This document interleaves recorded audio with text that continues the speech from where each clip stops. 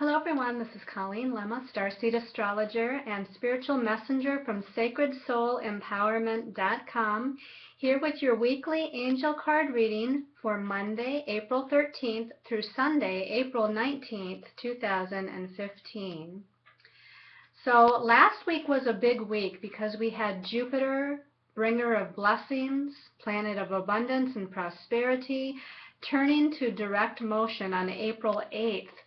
So because of this direct motion now of Jupiter, we can start to expand into our dreams. We can start to move forward again. You may have found that as Jupiter was slowing down last week and maybe even the week before that, things in your life seemed to be maybe slowing down or seeming a little bit stagnant, like they weren't moving anywhere, and like maybe you were losing a little bit of hope in regards to moving forward. But now that Jupiter has gone direct, we're expanding into our hopes and dreams and wishes. We're being able to see the big picture again. And as we move into this week, on Tuesday the 14th of April, we start out with Mercury, the messenger planet, the planet that rules our thoughts and our mind. And that moves into the sign of Taurus this week. So Taurus is going to kind of ground that mental energy a little bit. While Mercury was in Aries, the sign before, it was really gung-ho, it was really inspirational, it was really dynamic, it was full of a lot of passion. And with Mercury going into Taurus, it just becomes more practical and more grounded. It's great to bring those ideas into more of a form and a manifestation, but the thought processes are a little bit more thoughtful and a little slower. Communication even is a little bit more thoughtful as we think through things before we actually speak them. Now, on the same day, the moon is in Pisces, and it's making a challenging aspect to Venus and Gemini, and also a challenging aspect to Saturn and Sagittarius. Now, to just jump ahead for a moment, Venus and Saturn are coming into an opposition. They're starting to oppose each other, which becomes exact on Wednesday the 15th, but we're going to feel that on Tuesday as well, and especially with the moon coming into what we call a T-square with Venus and Saturn, it might be a little confusing. I feel like this is confusing, but not necessarily in a hugely negative way. It's going to be, it's going to depend on your perspective. So stay in a positive perspective, but I feel like it might be confusing in the sense that there's many options or many opportunities or many directions that we can go into. Now, Saturn is in Sagittarius, and Sagittarius is a sign of blessings, and it's a sign of looking at things from an optimistic viewpoint. Saturn is retrograde now, though, and it's about kind of, going within and looking at those blessings from an internal standpoint. So I just feel like that the direction that we may decide to go in or want to go in or we're looking to go in, again, it may be a little confusing because I feel like there's various options. When it comes to Sagittarius and Gemini, which Venus is in Gemini, these are mutable signs, and mutable signs are very changeable. And because they're changeable, I feel like, again, there's many different directions that we could go in, or many things happening at the same time that might be confusing our sense of deciding what direction to go. Now, the moon in Pisces, as it's creating this T-square with Venus and Saturn on Tuesday, is letting you know to go with your feelings. And it's going to be maybe a little bit difficult to do that because Gemini is a sign of the mental realm and Sagittarius is a sign of the spiritual realm, but it's about passion and fire and fast forward movement. And here comes the moon in Pisces, which is very watery, very unconditionally loving. It's very compassionate, and it's very much in the psychic realm, the intuitive realm, the realm of feelings. And so when it comes to trying to decide what direction to go in or make a decision about something, go with the feelings. Go with the feelings. And if you need to sit a little bit longer in meditation to decide, that's okay too. Now again, that Venus and Saturn opposition become exact on Wednesday. So for those 2 days, even perhaps as early as Monday, while Venus and Saturn are coming closer to their opposition point, there's going to be things, I think, coming up in relationships and finances, because Venus rules both relationships and finances. And again, a lot of blessings that are there that there's an opportunity for, but again, feeling a little bit of confusion as to what direction to go in, with these energies. So again, just kind of sit with it and allow that to become more clear as you move throughout the rest of the week or even beyond that. They're reminding me right now to also remind you that you might want to take a look at the April monthly card reading, which is on my YouTube channel. The monthly April angel card reading might actually be able to bring a little bit more clarity too for the whole month as to what's going on and what direction and decisions that would be in your best interest to make. Now, as we move to Thursday, the 16th, Pluto is going to retrograde motion. Now, Pluto is a very small planet, but it packs a very powerful punch. Pluto is a planet that rules power and control and death and rebirth and transformation and transmutation and transitions. It's a huge planet when it comes to us stepping into our sense of power and owning that power. Now, because it moves so very slow as far as its directional movement, it's going to be retrograde for a really long time. But as I've mentioned before, when any planet is slowing down and stationing to get ready to either turn direct or to turn retrograde, it kind of heightens the energy vibration of that planet. So because we have Pluto slowing down here to turn to retrograde motion, you're going to feel this week, I want to say, even though it happens on Thursday specifically, because it's so slow moving, you're going to feel it all this week, before and after that day. That sense of power welling up within you. It's like your spiritual power calling to you to really step into and own your authentic truth. Now, externally, outside of you, you may actually have situations and circumstances that deal with power and control issues with other people or even organizations. And those power and control issues are a reminder to you to step into your power and to create your own transformation in your life, your transformation of self. Now, interestingly enough, the day after Pluto goes retrograde, Friday, the 17th, we start out with the moon in Aries setting off the separating Pluto-Uranus square. And because Pluto just went retrograde the day before on Thursday, I think this square with the moon and Pluto and the moon coming up to conjunct Uranus is going to be quite powerful. Again, because Pluto is kind of still at that stationary position, kind of welling up that power within you. And the moon is a planet that deals with our emotions and feelings, and it's in that sign of Aries, which is very reactionary. Aries is the first sign of the zodiac. It's a fire sign. It's passionate. And when we have moon in Aries, it is very reactionary. It reacts very quickly. It's like your emotional buttons get pushed and you react to it. So I think that we're going to feel on Friday that that our emotional buttons may get pushed, again, with people, circumstances, or situations outside of us. And it might be wise to just stay centered and balanced as you deal with that day, because also Mars, the planet of action, is in a challenging aspect to Jupiter. Now, I'm not as concerned about that one, but we're still dealing with some challenging energy here.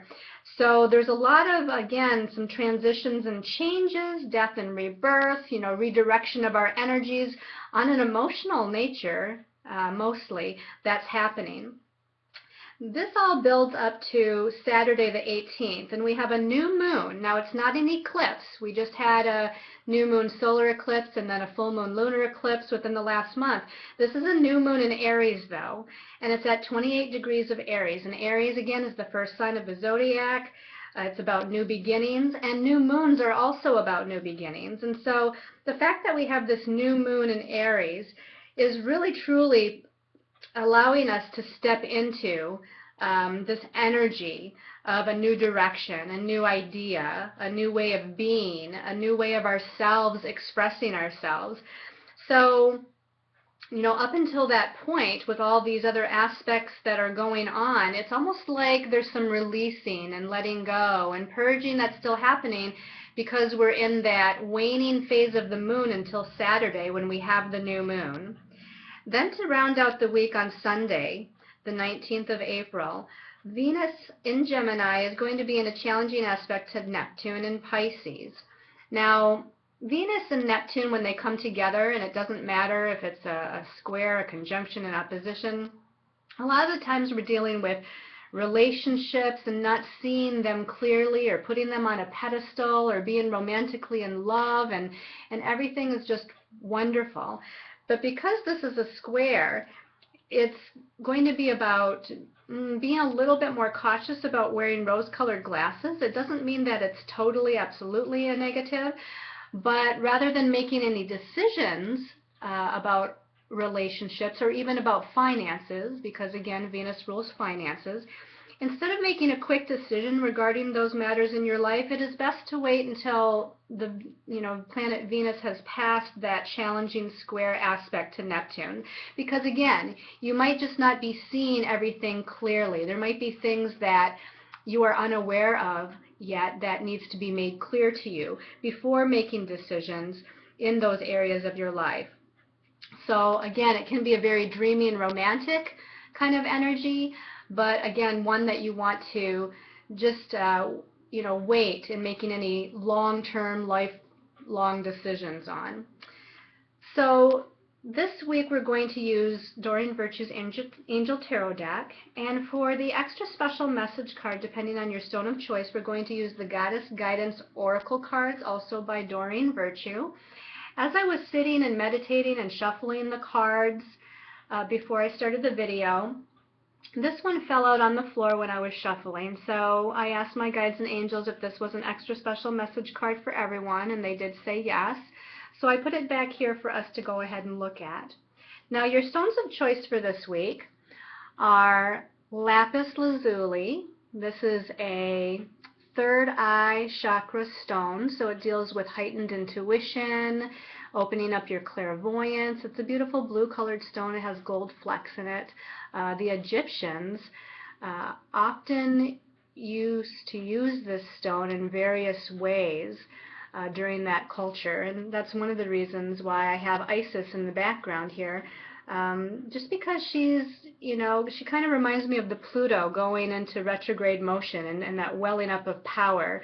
I feel like Isis is that kind of transformation energy. She almost reminds me of a phoenix, with her wings outspread. So again, Isis being from the Egyptian culture, and this stone also being Egyptian in nature. Your second stone of choice is a pyramid stone, and this is jasper. Now, there's many kinds of jasper, and to be honest, I don't recall which kind of jasper this is, but all jasper is a grounding manifestation stone. It assists one in bringing things into fruition or into reality. And especially because this is a pyramid, we're talking about bringing down the divine energies from universe or God source, and then it kind of spreads out and grounds into manifestation here with the base of the pyramid.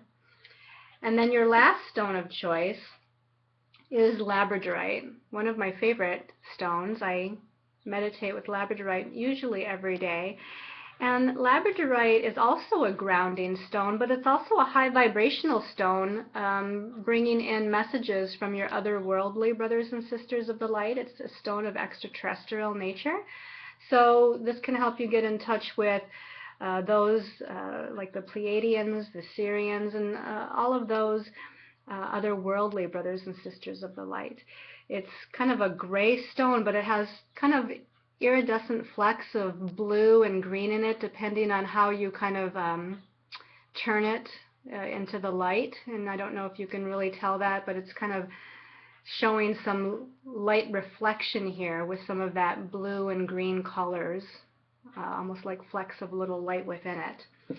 So again, your stones of choice are the lapis lazuli, the jasper pyramid, and the labradorite.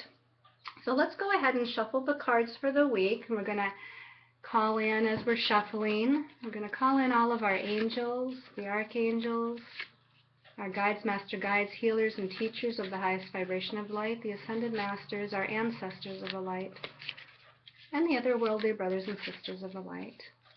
I'm going to ask for whatever messages, wisdom, and knowledge we need for this week. And I'm just looking for ones that stick out or stand out to me as I'm shuffling, or that touch me in some way. And then this one on the bottom really wants to come out as well, so we're going to pull that.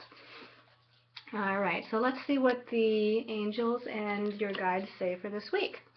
We start out with the Two of Water card. So this says a relationship that continues to grow closer, forgiveness, and the positive resolution of a conflict. So this deals with our emotions and our feelings, and the number 2 here of this card is suggesting that it deals with someone in your life. Now this can be a romantic partner, it can be a family member, it can be a friend, but it's just a one-on-one relationship where there is an emotional connection, a deep emotional connection, that they're important to you.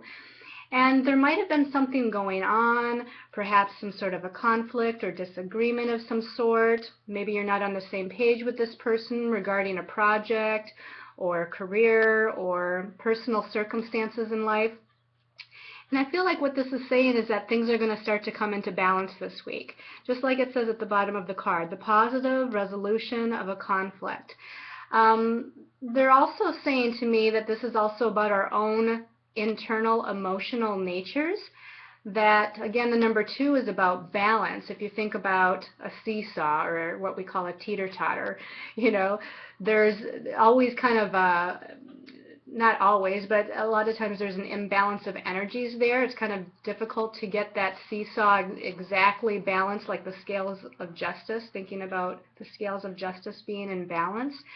I feel like they're saying that along with the possibility of this being another person in your life where we're dealing about resolution, that this is also about your own emotional nature and bringing your emotions back into balance. Now again, this doesn't have to necessarily deal with the relationship, because they're also saying bringing your emotions back into balance regarding your destiny path, your confidence in yourself, your ability to move forward, make a choice, and take a direction in life.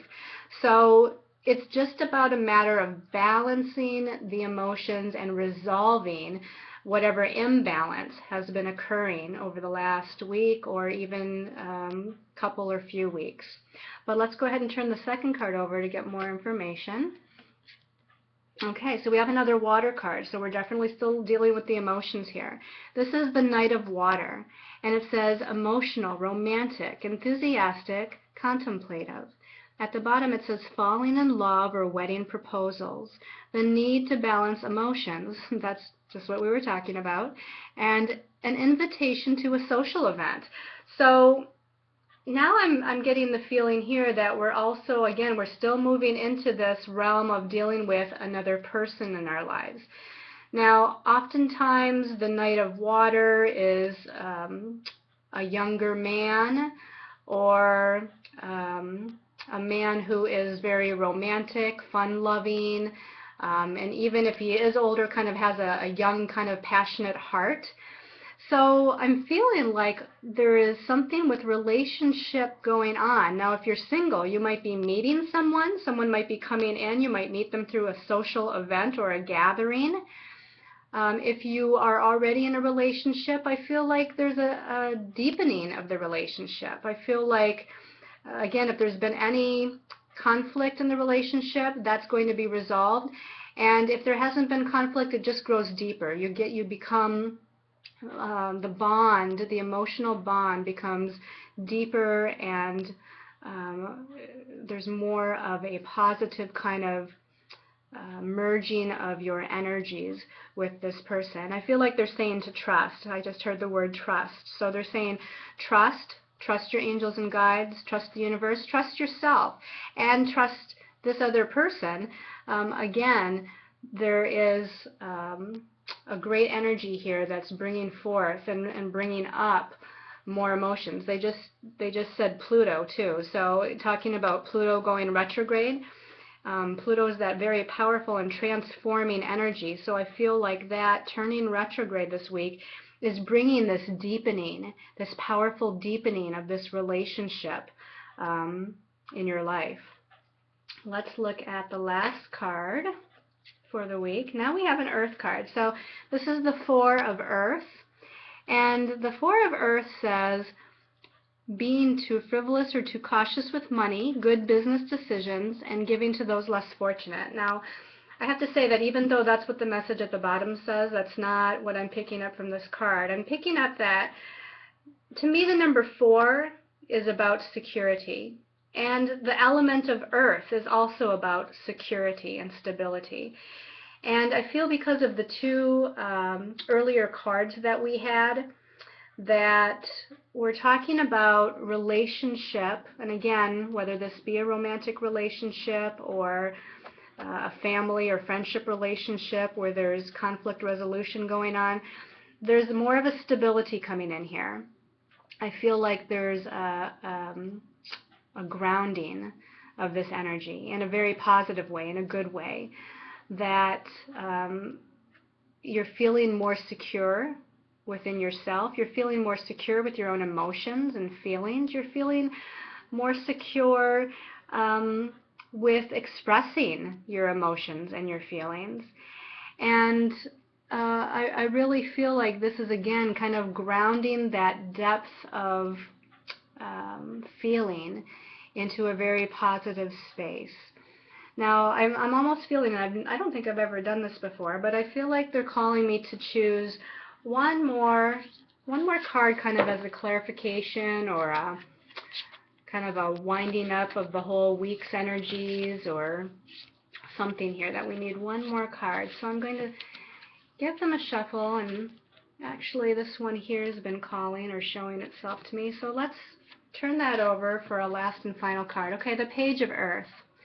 So another Earth card, scholarly, dependable, patient, successful. It says good news about financial matters, wanting to do something more challenging, a new area of study. Okay, so they're giving me two things with this. First of all is that in relation to partnership or relationship matters that we've been talking about, they're saying communication is vital. Very practical, grounded, down-to-earth communication. Be real, be authentic, be truthful, and have that serious discussion. Maybe it's a serious discussion about where to go next in the relationship, or it could be about money matters. It doesn't matter what it is, but what this is saying is that there needs to be some sort of communication. The other thing that they're telling me, because one of the messages at the bottom says good news about financial matters. And the card before it, the Four of Earth, also talked about money and business. So they are saying that, yes, there is an element this week that deals with business, career, money, and finances this week. And that being balanced with your emotions this week and talking things out perhaps with a loved one, a romantic partner, a family member, a good trusted friend, is going to be important for you to make the best decisions for yourself regarding your career, your life path, regarding your money and finances, and where you need to go next. Now, I feel like, whatever the outcome, it's very positive. As the Page of Earth here says, successful here. You might have to have a little bit of patience with yourself, they're saying, as far as moving forward with things, but I feel like everything works out very beautifully in the end. So let's take a look at the extra special message card from the Goddess deck before we choose your personal message. Whoops. Okay. Okay, so this card is Kali. And if I'm saying that right, Kali is about endings and beginnings. It says the old must be released so that the new can enter. So this is a reminder because of all of the powerful energies we've been having, the eclipses that we've had over the last month, the Pluto-Uranus square that occurred, last month on March 16th. Now we're having Pluto going retrograde and the moon in Aries kind of setting off that Pluto-Uranus square. So again, we're still dealing with some redirection energies. We're still dealing with releasing, purging, letting go of circumstances, situations, perhaps people in our lives. We're also releasing and letting go of ideas and thoughts and belief systems that we hold within ourselves. So we're still truly in this time period of endings and new beginnings. Again, remember, the new moon in Aries happens on Saturday. Aries, again, is that first sign of the zodiac. So before that, you know, that energy of Pisces, the last sign of the zodiac, is trying to release. It's trying to let go. We're trying to gear up for this new beginning for the new moon on Saturday the 18th. So allow yourself to be transformed with Pluto. You'll see that there's kind of a planet back here in the background that's kind of shadowed. The card itself, there's kind of a darkness, and that's not in a negative sense at all, but the darkness is like the void. It's like the void before the breakthrough. And that's what we're in. We're kind of in that void before the breakthrough.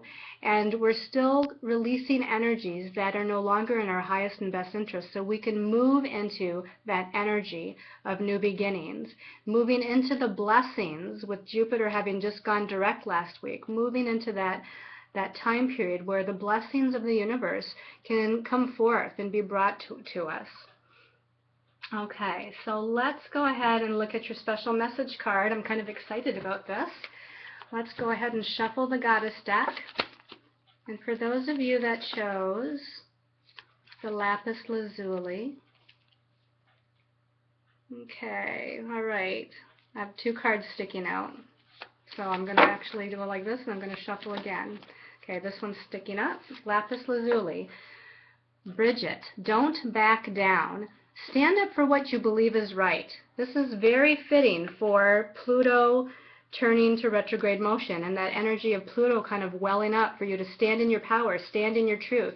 Just like this says, don't back down. Now, whether this be don't back down from other people in situations or circumstances that you're dealing with, or don't back down as far as don't have any doubts or fears within yourself. Don't allow the negative ego mind to take hold and tell you you can't do something, or that you're not good enough, or that you don't have enough money, or enough, information, or whatever it might be. Bridget is saying, don't back down. Don't back down from the negative ego mind. Don't back down from people that are trying to exude power over you. And I may have said that previous sentence a little bit wrong. Don't back down as far as your divine self, is what I wanted to say. Don't allow the ego mind to back you down from your divine self. So again, stand up, stand in your truth, be courageous, and move forward. Okay. So for those of you that chose the Jasper Pyramid, giving these a shuffle. This one's sticking out. Jasper Pyramid, people. Aphrodite. Okay, excuse my little, I'm going to have to buy new cards here, aren't I? Aphrodite and her goddess. And it says, awaken the goddess within you through dance, self-care, and appreciating your divinity. So this can have a couple of meanings for those of you that chose the Jasper Pyramid. Aphrodite is also the planet Venus. She deals with love and relationships. So here we're talking about bringing out that inner love, bringing out that inner compassion, bringing out that inner sensuality. If you look at this picture, it's a beautiful kind of redheaded woman in a beautiful green gown, and she's exuding that sensuality and sexuality. And Aphrodite asks you to do that, in regards to relationship. Be confident in your inner beauty. Be confident in your inner divinity. Be confident in your inner sensuality. And bring all of that out. Now, it's not just about relationship, but even in regards to what you're passionate about as far as your life, your career, your destiny. As you bring out that inner creative self-expression, it helps things in your life to unfold more easily and more quickly. Now, I also feel like there's an element here of loving yourself and feeling worthy and deserving, and knowing that you're beautiful, you know, not just the outside beautiful, but this is about the inside. Your soul is beautiful. Your divinity is beautiful. So feel that within you, and it's like that Pluto power again. Bring out that Pluto power with that inner goddess that you have, and move forward with every aspect of your life with that inner divinity. Okay, and then the last stone of choice was the labradorite. So asking for whatever message for the labradorite people. And this is Freya. Love Freya. This is about being bold. It says, unleash your adventurous side, take risks, and be daring. So there's something within this week that Freya wants you to, again, take a stand, that Pluto energy again, take a stand, be bold, be a risk taker, be courageous. You know, move forward. I feel very Aries about this. You know, even Freya is another aspect of the planet Venus, just like Aphrodite is, but in a different way. Here we're talking about, again, being more adventurous, being more more of a go-getter, being more confident, and then moving forward with a force. Whereas Aphrodite was kind of, you know, moving forward by kind of bringing out that creative, passionate sensuality, which is more of a feminine. This is about moving forward by bringing forth more of it's a slightly masculine energy, even though Freya is a feminine goddess. She's very masculine in the way that she takes charge, and she's independent, and she takes a stand, and she knows what she wants, and she goes after what she wants. Here we have wings that are on her helmet. So she's getting ready to fly. She's getting ready to really kind of move up and out and expand herself out.